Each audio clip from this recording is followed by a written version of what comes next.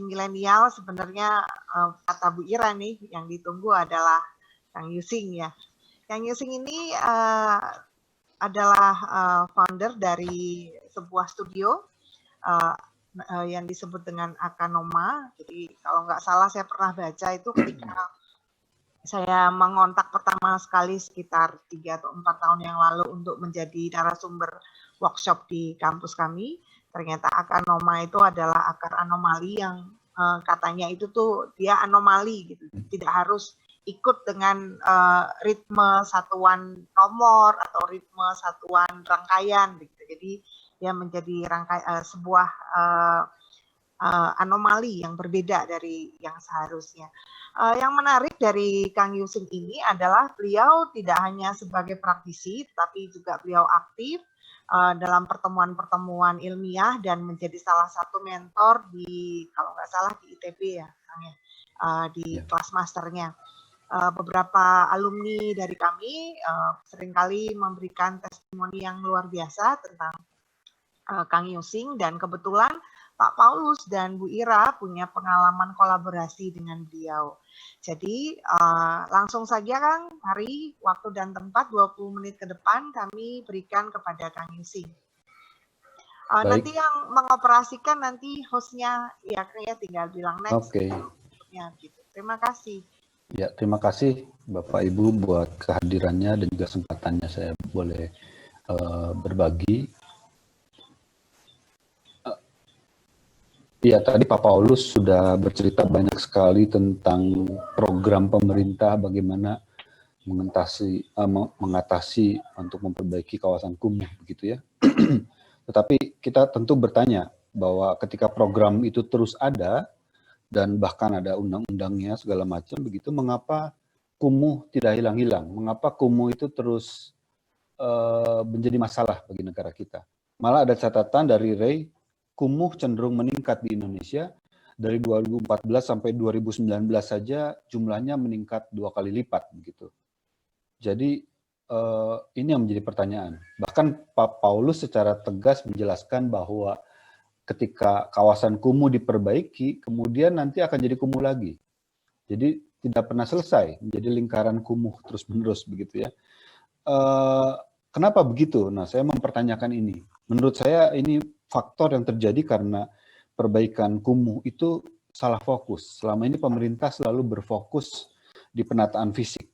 Selalu mengatasi kekumuhan, melihat fisiknya, diatasi fisiknya menjadi tidak kumuh, tapi akar masalahnya bukan persoalan fisik, karena nanti akan jadi kumuh lagi. Akar masalahnya menurut saya adalah ketimpangan ekonomi. Indonesia itu juara 6 dunia, negara dengan ketimpangan ekonomi tertinggi. Ini luar biasa parah gitu ya. Sebagai catatan yang belum pernah membaca atau mendengar, 10% orang terkaya di Indonesia itu menguasai 77% kekayaan nasional. Sementara yang 10% paling kaya itu 49% kekayaan nasional, jadi jauh sekali. Yang 100 juta termiskin atau 40% penduduk Indonesia itu cuma kebagian 1,4% kekayaan nasional. Jadi ketimpangan ini sangat tinggi. Termasuk lahan. Ini lebih gila lagi, 0,2% orang terkaya di Indonesia menguasai 74% lahan. Kenapa ini semua terjadi? Karena sistem ekonomi yang dijalankan di negara kita de facto adalah kapitalisme kroni. Indonesia juara 7 dunia menurut The Economist tahun 2016 sebagai negara yang indeks kapitalisme kroninya terbesar. Jadi kapitalisme kroni itu dimaknai sebagai sistem kapitalisme suatu negara yang dibangun berdasarkan kedekatan para pengusaha dengan penguasa begitu. Jadi ini persoalan yang menurut saya akar yang harus kita bahas ya. Jadi hari ini saya akan bercerita tentang prinsip-prinsip dasar penataan kawasan tepian air yang juga berhubungan dengan data-data tadi ya. Lanjut. Ya, saya ingin memulai dengan gambaran umum supaya kita punya dasarnya, diingatkan lagi tentang daerah aliran sungai. Jadi di antara dua bukit di tengahnya ada sungai, itu adalah das. Begitu, lanjut.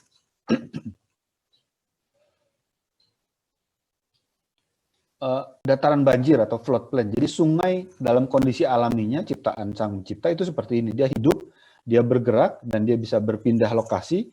Dan di kiri kanannya itu adalah dataran banjir. Karena memang secara alami sungai akan bisa meluap dan dia membutuhkan ruang untuk lebih luas, baru di sampingnya ada bukit atau lembah sungai. Nah, ini hilang ketika hampir di semua kota besar, hilang ketika sungai itu tidak lagi mempunyai bantaran sungai, dataran banjir, tetapi tidak lagi alami dan juga diturap, gitu ya. Lanjut. Ya, ini penampangnya. Evolusinya terjadi karena dua proses, erosi di sisi luar maupun pengendapan di sisi dalam. Gitu. Jadi ini kondisi alami sungai untuk mengingatkan kita bahwa sepantasnya sungai seharusnya memang memiliki dataran banjir. Lanjut. Ini juga ketika kita membahas tentang kawasan tepian air, pasti seringkali dihubungkan dengan penyebab banjir. Karena itu pembahasan tepian air tidak mungkin lepas dari persoalan banjir kota. Padahal perubahan bentang alam dataran banjir itu seperti ini. Karena pembangunan di kawasan kiri kanan sungai yang semakin lama semakin banyak, maka itu mengubah dataran banjir. Yang semula dataran banjirnya hanya di bagian tengah, di bantaran sungai, di tepian dataran banjir. Kemudian setelah kota dibangun terus-menerus, maka banjirnya semakin luas, semakin melebar. Begitu. Sehingga jelas sekali bahwa banjir di satu kota bertambah atau menjadi masalah bukan karena persoalan semata-mata di pinggir sungai, tetapi juga karena pembangunan di luar sungai.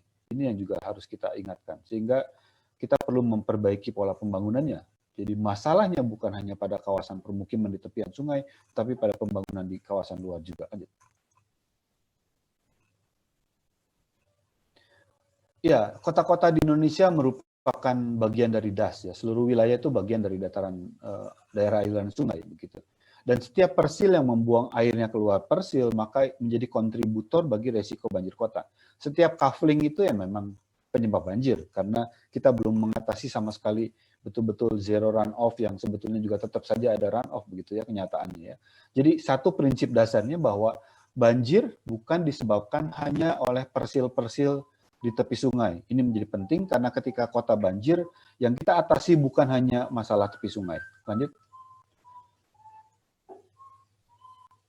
Lalu yang kedua, tepian air juga merupakan peradaban kota-kota di berbagai tempat sejak dulu. Ciliwung gitu, jadi masyarakat memang terbiasa tinggal di tepian air. Ini Banjarmasin dari dulu sampai sekarang masih seperti ini, masih banyak yang tinggal di atas air, gitu di pinggir sungai. Atau di negara-negara di Eropa, ini di Prancis, di sungai, begitu, di pinggir sungai, itu sudah ada permukiman yang tumbuh sejak lama dan dipertahankan menjadi heritage. Dan dalam kondisi seperti ini tidak mungkin memberlakukan peraturan sempadan sungai, karena ini sudah menjadi heritage. Jadi kita tidak bisa memukul rata sempadan sungai yang sama untuk semua kondisi. Apalagi kondisinya adalah sungai-sungai alami di kota pun sudah berubah menjadi tanggul. Yang tadinya alami, bergerak, berpindah, punya floodplain, begitu sekarang tidak ada lagi, sudah ditanggul dan kiri kanannya jalan. Jadi kalau kita menyalahkan hanya permukimannya saja, tanpa melihat bahwa sebetulnya sungainya pun sudah kita rusak, begitu, itu juga menjadi masalah. Jadi kita perlu memperbaiki, melihat bahwa peraturan yang ada tidak bisa dipukul rata, begitu ya. Bahwa kita melihat peradaban kota juga di tepian air sudah sejak dulu. Lanjut. Ini sebagai contoh kearifan lokal di Kampung Pahandut di Palangkaraya. Dia sudah bisa beradaptasi tanpa sempadan, tanpa membatasi sungai dengan jalan inspeksi, namun fungsi penampungan air sungai tetap terjaga. Jadi ketika musim banjir, air masuk ke permukimannya panggung, tapi ketika musim kering, ini banjir surut begitu ya, karena air laut begitu. Ketika musim kering, dia menjadi dataran yang menjadi tempat bermain anak-anak begitu di sini, menjadi lapangan begitu. Jadi ini sebagai satu adaptif masyarakat terhadap kondisi alamnya. Nah, kenapa regulasi-regulasi yang ada itu belum adaptif terhadap kondisi alam kita? Bagaimana kearifan lokal seperti ini ditampung dalam regulasi? Itu yang menjadi pertanyaan. Lanjut. Permukiman tepian air tentu juga akan selalu dirayakan sebagai potensi kota yang memikat, begitu ya. Karena itu tidak bisa disingkirkan. Ini beberapa contoh bagaimana kota-kota tua di Cina misalnya yang memang berakar peradabannya di sungai dan sampai sekarang dipertahankan menjadi tempat wisata dan juga menjadi potensi kota. Bukan disingkirkan. dan bukan dijadikan digusur, begitu ya, dijadikan jalan inspeksi. Lanjut. Ya, sungai itu ada ruas di hulu, di tengah, dan di hilir. Kondisinya berbeda. Maka kita tidak bisa memberlakukan peraturan pada semua segmen dengan cara yang sama. Jadi masing-masing sungai punya lebar yang berbeda-beda, punya arus, deras arusnya yang berbeda-beda, ada ketinggian sungai yang berbeda-beda. Misalnya sungai di Kalimantan yang lebar-lebar begitu, dengan sungai di Jawa yang di tengah kota Jogja misalnya cenderung di tengah atau di hulu, maka dia cenderung tinggi dan arusnya deras, maka peraturannya pasti akan berbeda. Nah, sementara ini regulasi yang ada belum cukup spesifik, sehingga ketika tepian air sudah cukup padat, banyak masalah dalam penataannya. Padahal mungkin saja beberapa ruas sungai tertentu bisa dengan sempadan yang sangat kecil atau tidak perlu ada sempadan sama sekali, misalnya dengan penataan yang lain, begitu ya. Jadi perlu dibedakan perlakuan kota pada segmen sungai yang mana dan jenis sungai yang mana. Begitu. Lanjut.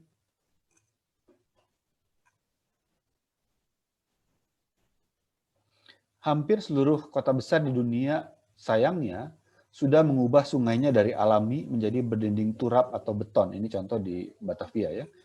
Kemudian dibangunlah jalan di kiri kanan sungai. Sejak itu, hilanglah fungsi dataran banjir sempadan sungai. Jadi selain juga timbul masalah-masalah persoalan ekologis karena pengubahan kondisi alami menjadi tidak alami. Jadi ruang hidup ekosistem hilang karena diganti menjadi turap, begitu ya. Dan karena itu seluruh dunia bertambah kawasan banjirnya terus-menerus, termasuk di negara-negara maju. Nah, setelah dataran banjir ini hilang diganti dengan jalanan, bagaimana kita menyikapi persoalan banjir? Saya kira ada dua alternatif desain tepian sungai akibat kondisi alaminya yang sudah terlanjur berdinding turap batu atau beton. Yang pertama, restorasi sungai. Restorasi sungai bisa berbagai tingkat dari yang sangat sederhana menambahkan ekosistem yang terapung, dari yang sangat besar sehingga membongkar sungainya menjadi alami kembali dan sungai kembali memiliki sempadan, atau di Belanda disebutnya room for the river begitu. Atau alternatif kedua, pembangunan yang adaptif terhadap banjir. Kita belum bisa membongkar sungai kembali menjadi alami, tetapi kita bisa membuat pembangunan di kiri kanannya menjadi adaptif untuk tujuan utamanya adalah menghadirkan kembali ruang air ketika terjadi banjir tanpa mengganggu komunitas atau permukiman yang ada di kiri kanan sungainya. Jadi bagaimana kita bisa membangun di kiri kanan sungai agar fungsi luapan sungai sudah tetap tertampung, tapi keamanan warga juga terjamin. Intinya adalah pengendalian banjir. Jadi pembangunannya yang adaptif terhadap kondisi. Lanjut. Ada berbagai alternatif penambahan volume tampungan sungai, tidak hanya lewat cara yang kita buat banyak di kota-kota sekarang, meninggikan dinding beton di kiri kanan sungai, yang jelas merusak ekologi sungai. Ini salah satu contohnya adalah bioengineering, ya, rekayasa hayati dinding sungai. Yang sketsa garis kuning ini adalah sheet pile, dinding beton yang terus ditinggikan.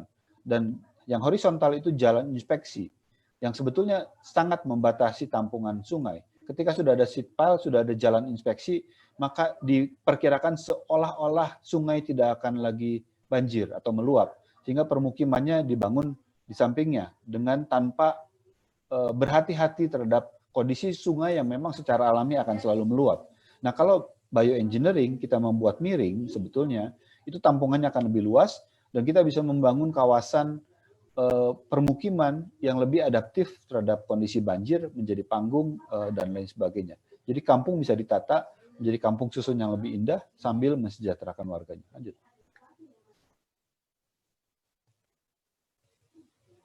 Ya, ini beberapa contoh bahwa sebetulnya kawasan air itu merupakan ruang hidup ekosistem dan manusia, prinsip yang berikutnya begitu ya. Jadi tidak mungkin memperlakukan tepian air atau sungai dengan struktur keras yang menghilangkan ruang hidup ekosistem atau memisahkan manusia dari sumber airnya, dari kehidupan di tepian airnya.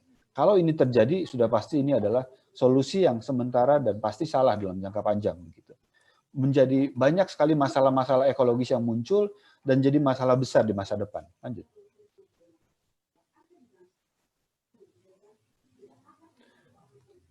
prinsip berikutnya, apapun yang kita buat, maka kapasitas tampungan air harus bertambah, karena pembangunan terus bertambah. Dengan pembangunan yang terus bertambah, maka floodplain banjir akan semakin luas, maka kita harus setiap kali membangun, menata kawasan tepian air, apalagi harus memikirkan kapasitas tampungan air.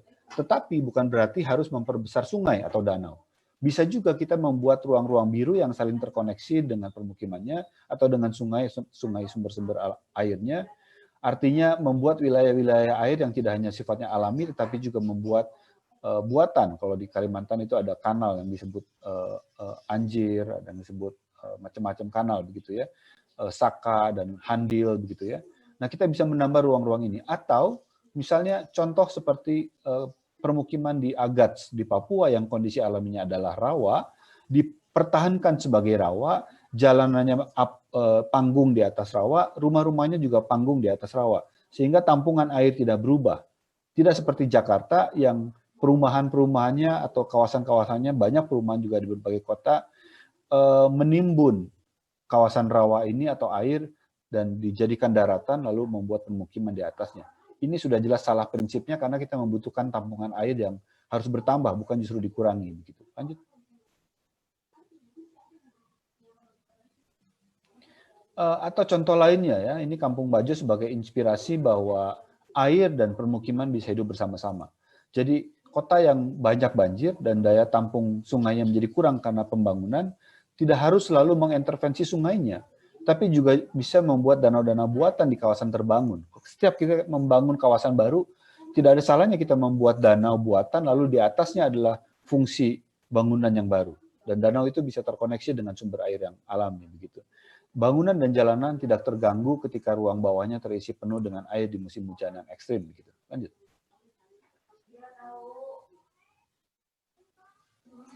Kawasan air juga sebagai ruang hidup, karena itu penataan tepian air harus dapat memberikan penghidupan bagi warganya. Kita harus selalu ingat ketika ada kawasan air yang bersih, yang tertata, yang indah, pasti akan selalu menarik orang masyarakat kota untuk datang, untuk berkumpul, untuk menikmati ruang air ini.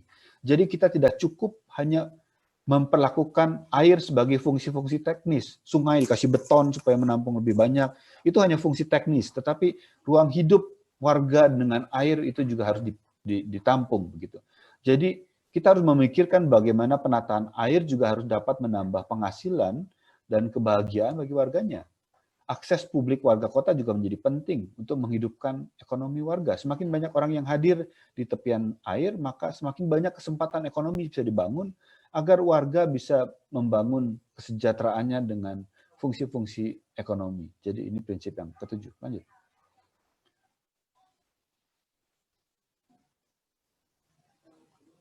Barangkali ini yang terakhir, prinsip dasarnya penataan kawasan tepian air buat siapa diutamakan bagi keuntungan warga tepian air dan fungsi publik. Mengapa warga tepian air seringkali menolak untuk ditata? Karena mereka seringkali kehilangan hak-hak dan ruang hidupnya. Padahal secara peradaban banyak sekali mereka yang sebetulnya hidup di tepian sungai sejak sebelum Indonesia merdeka, tapi sampai sekarang belum mempunyai legalitas lahan. Saya nggak yakin juga, mungkin Bu Ira bisa mengonfirmasi mereka yang tinggal di rumah-rumah lanting di Banjarmasin apakah sudah punya hak legalitasnya atau masih tidak ada sehingga disebut ilegal begitu ya.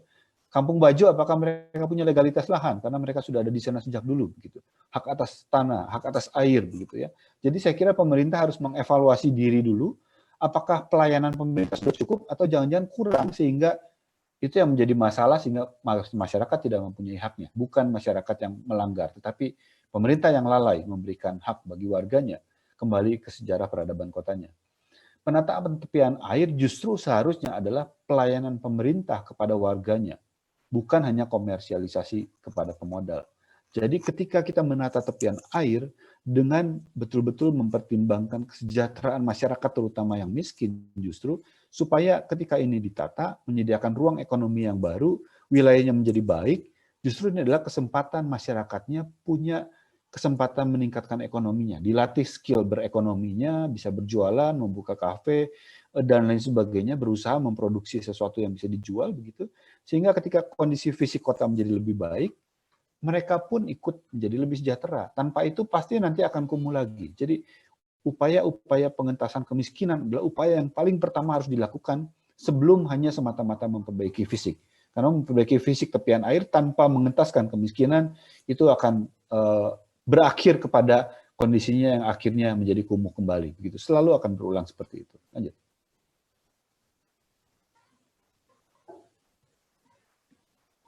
Lanjut. Ya, jadi kalau kita merevitalisasi kampung kota tepian air, maka kita akan punya, mundur satu, sorry.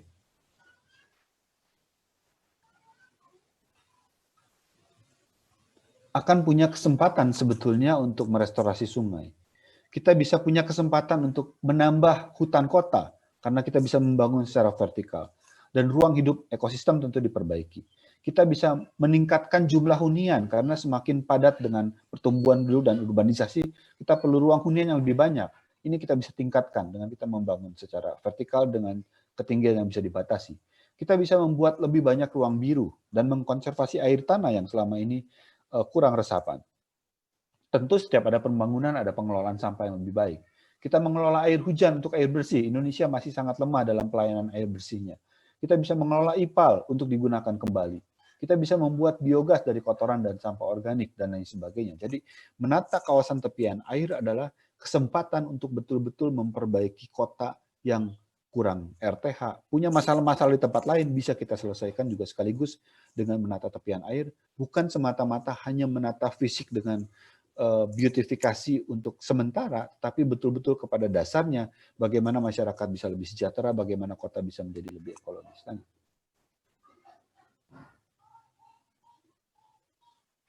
Setiap pembangunan kota hendaknya diarahkan kepada peningkatan ruang secara vertikal dan penambahan hutan kota dan perbaikan kawasan tepian air. Pembangunan sebagai proses perbaikan ekologi kota. Ini kesempatan yang seringkali hilang karena kita hanya fokus pada masalah sesaat, tidak kepada akar permasalahan. Lanjut.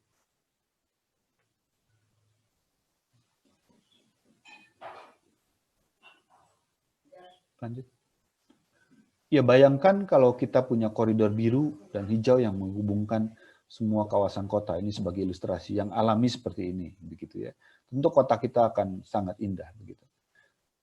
Sementara ini tentu sungai-sungai kita sudah terlanjur di beton hampir rata-rata semua, hampir semua gitu. Sudah dibangun jalan inspeksi sehingga jarak masyarakat permukiman dengan sungai menjadi terbatas. Tapi ini cita-cita kita adalah punya sudut pandang yang kembali kepada kondisi alami tepian air seperti apa yang perlu kita pikirkan dalam jangka panjang karena persoalan kita akan terus berulang. Maka kita harus memikirkan solusi-solusi menuju proses bagaimana mengembalikan koridor biru dan hijau di setiap kawasan kota. Lanjut. Kita perlu terus mencari bagaimana tumbuhan, hewan, dan manusia bisa hidup berdampingan dengan kawasan airnya sambil menjaga keseimbangannya. Mungkin cara penataan atau merencanakan kota perlu dibalik jangan-jangan. Kita mulai mendesain dengan ruang biru dan ruang hijaunya, kemudian baru sisanya untuk bangunan. Sehingga kita mengetahui bahwa ada keterbatasan lahan sehingga kita harus membangun vertikal misalnya. Kita harus membangun hutan-hutan mini yang kita jaga supaya itu menjadi sumber ruang hidup bagi ekosistem dan juga manusia membutuhkan itu sebetulnya, pangan dan lain sebagainya. Selalu berpikir dari masa depan, ini tips yang terakhir, karena mengatasi persoalan hari ini bukan melihat masalah hari ini, tetapi masalah masa depan yang akan tambah banyak.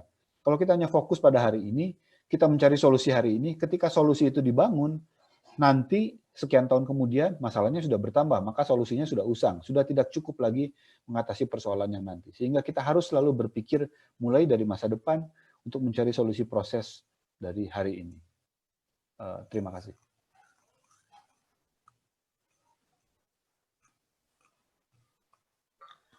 Baik, terima kasih Kang Yusing. Ada 8 tadi ya, ada 8 prinsip-prinsip dasar yang bisa kita gunakan yang berhubungan dengan desain tepian air. Saya akan mencoba untuk merecall kembali ya beberapa hal